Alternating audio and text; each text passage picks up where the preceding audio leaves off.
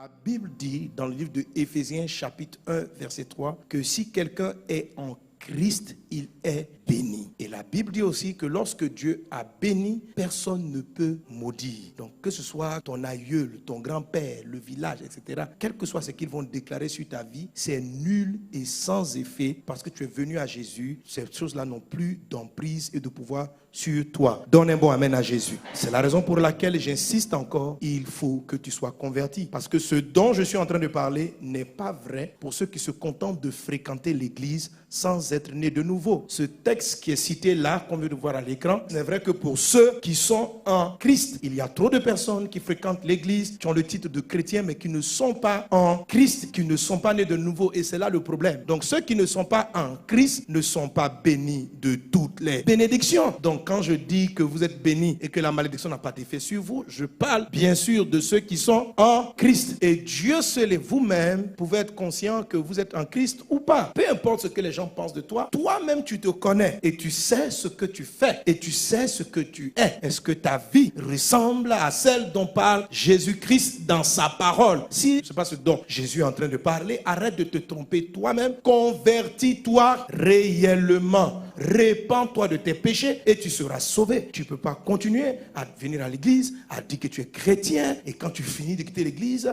tu es dans l'adultère, tu es dans l'impudicité, tu trompes ton mari, tu trompes ta femme, tu es au travail, tu prends l'argent qui n'est pas pour toi, tu escroques des personnes, tu donnes des paroles à des gens que tu n'honores pas et dimanche tu viens, tu attrapes une grosse Bible et tu prétends que tu appartiens à Jésus, tu te mens à toi-même. Quel que soit ce que le pasteur sait ou il ne sait pas, on s'en fout. Le pasteur n'est pas Dieu, il n'a aucun pouvoir sur toi. Si tu t'es caché aux yeux du pasteur ou de tes responsables, que nous on ne sait pas, on te prend pour un bon chrétien, on s'en fout. Le ciel s'en fout. C'est que si tu meurs dedans, tu vas aller en enfer. Et tu vas dire, mon pasteur m'a apprécié, mon pasteur était d'accord avec moi, mais que le pasteur soit d'accord avec toi, on s'en fout. Le pasteur n'est pas Dieu, le pasteur n'est pas Dieu, il ne sait rien, il sait ce que Dieu lui révèle. Si Dieu ne lui a pas révélé que tu es un faux type, non, tu n'es pas un faux type, tu es un vrai type qui veut se comporter en faux type. Si Dieu ne lui a pas révélé, ce n'est pas grave. Lui, il te prend pour un chrétien, il marche avec toi comme ça, c'est ce qu'il sait, c'est ce qu'il sait. Mais toi, tu sais qui tu es et Dieu sait aussi qui tu es. Donc, arrête de chercher à plaire au pasteur ou aux gens, cherche à sauver ton âme devant celui qui te voit, là où tu es. Amen. Voilà, arrête de faire semblant, convertis-toi, parce que tu ne peux tromper personne. Nous,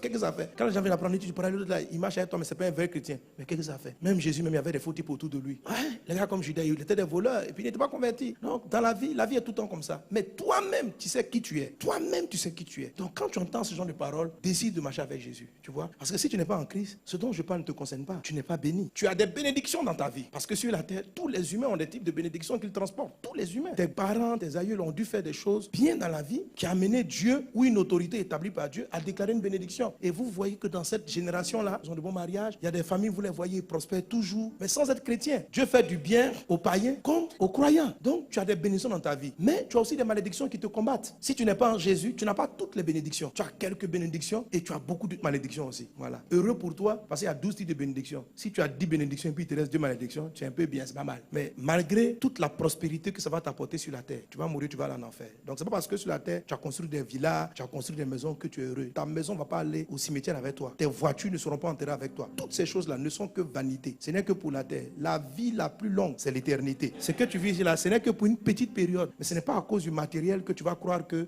parce que tu réussis dans tes projets, tu es agréable à Dieu. Ça n'a rien à voir. Il y a des païens qui sont prospères. Et la Bible est pleine d'histoires d'inconvertis qui prospéraient, qui avaient des bons mariages. Un païen peut avoir un bon mariage parce qu'ils ont une bénédiction sur leur famille. Que le nom du Seigneur soit béni. Mais malgré que son couple soit bien, il peut mourir, aller en enfer. Mais lorsque tu es en Jésus, tu as toutes les bénédictions. Ça, c'est un avantage. Amen.